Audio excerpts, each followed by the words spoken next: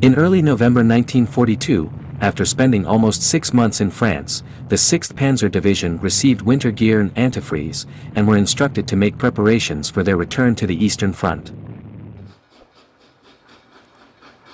The first trains carrying the 6th Panzer Division left France on November 14, 1942, heading to the southern sector of the Eastern Front. The division was tasked with a critical mission that demanded their full effort. They were part of a force assigned to rescue General Paulus' 6th Army, which was trapped in the Stalingrad region. A total of 12 divisions were supposed to be part of the relief effort. Given the circumstances, it seemed plausible that this force could have broken through to reach the trapped 6th Army. However, the actual situation turned out to be quite the opposite. On arriving in the assembly area, the 6th Panzer Division found itself quite alone. Operation Winter Storm, led by General Hoff, and involving a daring raid across 100 kilometers of enemy-controlled territory to reach the outskirts of the Stalingrad pocket, would turn into a brutal battle that saw all participating panzer divisions heavily engaged and bloodied. On the morning of November 24th, the first of the formations of the 6th Panzer Division arrived in Kotelnikovo. As the regiment was in the process of unloading, it came under Soviet tank fire. The 8th Company, in particular, had to be unloaded amid enemy fire, and immediately entered combat. Due to these circumstances, subsequent trains had to be unloaded at a station further down the line. On the morning of November 29th, Brigadier General Raus assumed command of the division. On December 1st, the 6th Panzer Division was placed under the command of the 57th Panzer Corps, under General of Armored Troops Kirchner. On that very day, the 1st and 5th Companies of the 11th Panzer Regiment arrived. By this point, Field Marshal von Manstein was supposed to have had 12 divisions available for the relief attack. However, in reality, the actual number of divisions was far lesser. 2 days later, the 6th Panzer Division entered its first major action, when they encountered a Red Army cavalry corps reinforced by tanks. The 6th Panzer Division delivered a devastating blow to this unit, and forced them to retreat from the battlefield. Subsequently, they began preparations for the upcoming operation. On December 5th, the 57th Panzer Corps issued Corps Order No. 1, outlining the preparations for Operation Winter Storm. In the meantime, reconnaissance patrols from the 6th Panzer Division had detected the presence of a substantial enemy tank force near the village of Verkhne-Kumskii. Information gathered from captured prisoners revealed that these tanks belonged to the Soviet 4th and 13th Tank Corps, totaling around 300 tanks. It became clear that these enemy units needed to be dealt with and eliminated before the offensive to break through to Stalingrad could begin. During an organizational commanders' conference, Colonel von Hunersdorf proposed that this clash between armored forces will be the pivotal battle in the mission to liberate the Stalingrad pocket. Every tank at our disposal within the Corps will be committed to this battle. Our path to Stalingrad and the rescue of the 6th Army hinges on our ability to deliver a decisive and crippling blow to the enemy's armored units. The 57th Panzer Corps launched its attack on the morning of December 12, 1942. General Kirchner's force comprised the 6th Panzer Division with 134 tanks, including 63 Panzer IIIs with 50mm guns, and 23 Panzer IVGs with 75mm long-barreled guns, and 7 command vehicles. Additionally, elements of the 23rd Panzer Division had 46 Panzer IIIs and 11 Panzer IVs. In total, this combined force was equivalent to the strength of precisely 1.5 armored divisions. Remarkably, this was the entirety of what remained from the originally promised 12 divisions. The 6th Panzer Division had organized into 4 battle groups. 3 of these were comprised of weaker mechanized infantry units, while the 4th, led by Colonel von Hunersdorf, consisted of the more formidable armored units. With their preparations complete, the attack began. The most powerful force advanced as a wedge, with the 1st Battalion on the right flank, and the 2nd Battalion, led by Ace Commander Major Franz Becca, on the left, while the assault guns and self-propelled guns moved between them. Following closely behind in a broad formation, were elements of the 114th Panzer Grenadier Regiment's 2nd Battalion, transported in armored personnel carriers. However, the day's goal, which was to cross the Oksai River, proved challenging to achieve, due to significant delays caused by the need to navigate 2 icy ravines along the way. The advance was resumed on the morning of December 13th, and the crossing was made at 8 a.m. The 1st Battalion of the 11th Panzer Regiment traversed the bridge unopposed. However, as Colonel von Hunersdorf's command vehicle was making its way across, a section of the bridge collapsed, resulting in the vehicle blocking the passage. In response, von Hunersdorf ordered the 1st Battalion to launch an assault. Colonel von Hunersdorf called for Stuka air support, and the dive bombers promptly arrived, launching bombing raids on the enemy-held Verkhne-Kumskii. As soon as the final bomb had struck the area, the battalion advanced directly into Verkhne-Kumskii, successfully capturing the village. The combat on December 14th continued to yield success, prompting General Rouse to issue orders for the destruction of the enemy on December 15th. By that day, the entire 11th Panzer Regiment had reached Verkhne-Kumskii. Upon receiving reports of enemy tank forces, Colonel von Hunersdorf instructed Major Franz Becca to maneuver south of Verkhne-Kumskii and eliminate the enemy forces positioned between the village and Sagatskov. Without delay, Major Becca's unit embarked on their mission. As they traversed a low ridge, the battalion commander was met with a scene beyond his wildest expectations. Approximately 1,000 meters away, there was a cluster of about 40 tanks, all of them painted white, just like the German tanks. Advance cautiously. Be ready to open fire, but only when we're absolutely certain they're enemy tanks, ordered Franz Becca. Major Becca still harbored the hope that these might be tanks from the 23rd Panzer Division, which had been reported approaching from this direction. Inside the tanks, the gunners carefully picked their targets. Gradually, the battalion's tanks moved closer to the tightly packed cluster of tanks. As they closed the distance to around 600 meters, 2 tanks broke away from the main group in the shallow valley. Becca then realized that these were indeed enemy tanks. Enemy confirmed. Engage at will. Major Becca ordered. Becca's gunner targeted the tank on the right, and at least 6 other tanks in the battalion simultaneously aimed at the same target. A barrage of fire erupted almost simultaneously, and the 2 Soviet tanks bore the brunt of direct hits and blown apart and turned into burning wrecks. Major Becca took charge of the assault against the remaining 38 tanks. He designated specific sectors for each of his companies to target. Amid the rapid exchange of tank fire and the occasional shots from the enemy, a growing number of Soviet tanks were put out of action. Some of them spun on their damaged tracks, firing erratically in all directions, until they too were destroyed. Becca's gunner managed to land 2 more precise shots, resulting in one of the enemy tanks being left in flames. As the final Soviet tanks retreated beyond the effective firing range of the Panzer IV's long 75mm guns, a total of 32 enemy tanks were shot up and burning on the battlefield. Becca's battalion had achieved a remarkable success, and the Soviets were no longer capable of threatening the German armored forces.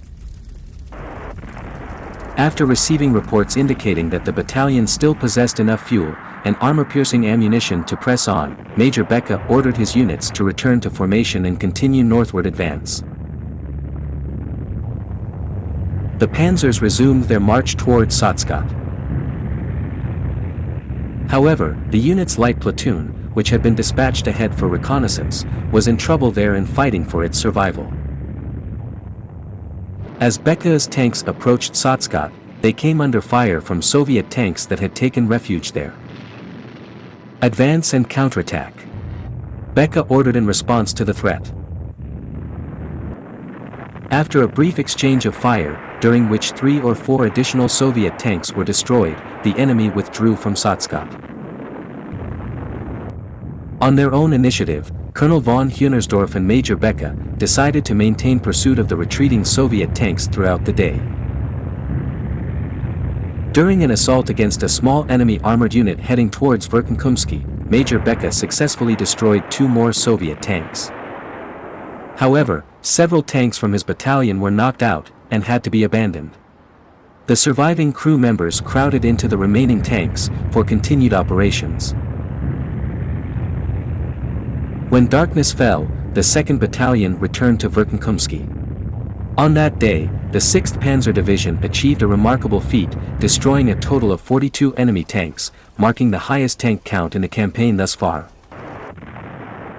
Only 2 companies remained stationed in Verkhne-Kumskii that day, led by Major Lowe, the commander of the 1st Battalion.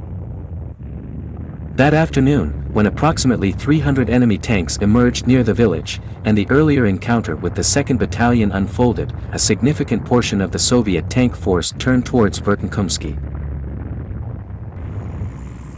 Franz Becca observed this, and promptly reported this to the regimental commander. Looking through his field glasses, Major Becca witnessed dense formations of tanks passing by his position, but he couldn't take immediate action because his mission was not yet complete. He observed an overwhelming number of tanks and anti-tank guns in the area. Shortly thereafter, Major Lowe requested for immediate relief, as approximately 30 enemy tanks were positioned just outside the village, and their supply of armor-piercing rounds nearly exhausted. Upon receiving the instructions, Major Becca led the formation of tanks toward Verkhne-Kumskii. The first 2 companies, which still possessed sufficient armor-piercing ammunition, took the lead, while the remaining 3 companies followed closely behind. 3 enemy tanks turned to engage them and were swiftly destroyed by a dozen rounds. Several Soviet tanks retreated.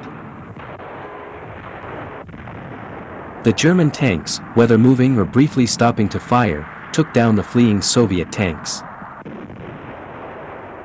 Becca's gunner struck an enemy tank, causing it to roll away, catch fire, crash into a house wall, and become immobile beneath the rubble.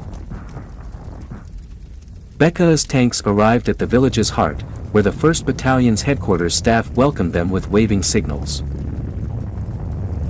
All the officers there had sustained injuries, and the presence of burning tanks underscored the intensity of the battle they had faced. Following this, Colonel von Hunersdorf's tanks advanced south from Verkhne-Kumskii. During the engagement, the Soviets lost 23 tanks, but managed to disable 19 German tanks, while 5 others had experienced mechanical failures. Finally, on December 17, the first units of the 17th Panzer Division arrived, though they were 10 days behind schedule. They joined forces with the 6th and 23rd Panzer Divisions to retake Verkhne-Kumskii. Remarkably, the maintenance facilities worked tirelessly day and night, getting 60 previously non-operational tanks ready for combat by the evening of December 16. The Stukas made their appearance in the sky, heading straight for Verkhne-Kumskii. With sirens wailing, they descended through a barrage of anti-aircraft fire, aiming for the village where Major Lowe and his troops had valiantly fought. Tank commanders stood in their open hatches, observing as the dive bombers sharply pulled up. Within moments, the deafening noise of exploding bombs echoed through the day, and dense plumes of smoke billowed from Verkhne-Kumskii. Becca ordered his battalion to move out, and the tanks moved toward the village's southern side. However, they encountered a Soviet anti-tank barrier, causing 3 tanks to be hit and disabled. The remaining tanks pressed forward, firing at visible targets, but eventually had to retreat, because the enemy's strength was overwhelming at that point. Stukas were called in once more, and they descended almost straight down toward the ground. Bombs rained down, causing explosions in the vicinity. However, this second attack from the eastern direction also proved unsuccessful. The 1st Battalion, which had led the initial assault, endured significant casualties. In response, Colonel von Hunersdorf decided to cancel the entire attack, to prevent the complete devastation of the regiment. At 2100 hours, the division issued an order for the 11th Panzer Regiment to return to its starting positions. On the evening of December 17, General Hoff, in charge of the 4th Panzer Army, directed the 6th Panzer Division to secure the Mishkova River sector, near Gromoslaka. The distance from that point to the outer defensive perimeter of the Stalingrad pocket measured precisely 48 kilometers. The success of the breakthrough and breakout hinged on whether the 6th Army could traverse this distance. In the ensuing battles on the following day, the 6th Panzer Division suffered further tank losses. By the evening of December 18, they were left with only 51 tanks and 6 command vehicles that were without main guns. At 13:20 hours on December 19, the 6th Panzer Division, led by the 11th Panzer Regiment, began its advance. Vasiluska, the first objective, was swiftly captured in a frantic rush. However, this was no longer the beginning of the decisive attack against the encircling ring, but the last gasp of the completely exhausted 57th Panzer Corps. After this final maneuver, Panzer Group von Hunersdorf was left with a mere 20 tanks. Despite this, the nighttime advance covering 30 kilometers of territory, including sections held by the enemy, stood out as one of the bright spots of Operation Winter Storm. The objective was reached at about midnight. The enemy was taken by surprise, as the German tanks suddenly crossed the bridge over the Mishkova River, capturing it. They had assumed the Germans were much farther away. From that point, it was merely 48 kilometers to Stalingrad. However, the 23rd Panzer Division was trailing 20 kilometers behind, and the forces were totally exhausted. At 1800 hours on December 19, Field Marshal von Manstein urged the 6th Army to initiate its breakout towards the 4th Army, and consequently, toward the 6th Panzer Division. Battle groups von Hunersdorf and Zollenkopf continued to hold Vasiluska to meet the units attempting to break out of the encirclement. Hitler, however, did not authorize General Paulus to carry out the breakout, and Paulus was not the type of general to disobey a direct order from the Führer, even if it were in the best interests of his army. The Soviets launched powerful attacks on Vasiluska. On December 21, the Soviet 3rd Guards Rifle Division made an attempt to diminish the German bridgehead. They targeted the northeast corner with approximately 30 tanks, aiming to create a path for their infantry. Major Becca's units successfully repelled the assault. Becca personally destroyed one of the attacking Soviet tanks, while his battalion took out 7 more before the enemy retreated. In a similar fashion, Becca's unit effectively repelled a Soviet attack on December 22 and maintained their position. Amid a counteroffensive led by the 2nd Guards Army under Marshal Vasiluski, General Kirchner ordered the 6th Panzer Division to reach the Verkhne-Kumskii sector, despite knowing Hitler's intention to leave the 6th Army in Stalingrad. Colonel von Hunersdorf and his battalion commanders vehemently opposed this order, which was conveyed to Corps headquarters via radio. After assessing the dire situation, with the 6th Panzer Division reduced to just a few dozen tanks, and an enemy Guards army blocking their path to the 6th Army, General Kirchner relented. He instructed the regimental commander to abandon the Vasiluska bridgehead. Simultaneously, the deteriorating conditions in the Donets River region and the vast Don Basin forced General Hoff to make a tough decision. Field Marshal von Manstein ordered the 6th Panzer Division's withdrawal from the front lines, marking the end of Operation Winter Storm. Despite their efforts, the 6th Army remained trapped in Stalingrad. Their sacrifices had been in vain, and the last survivors among those taken prisoner in Stalingrad wouldn't return to Germany until 1955.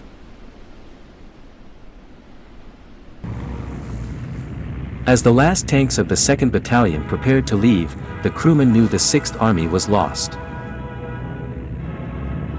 In the shadow of Stalingrad, Major Franz Becca silently saluted his comrades in the city, closed his hatch, and ordered to move out.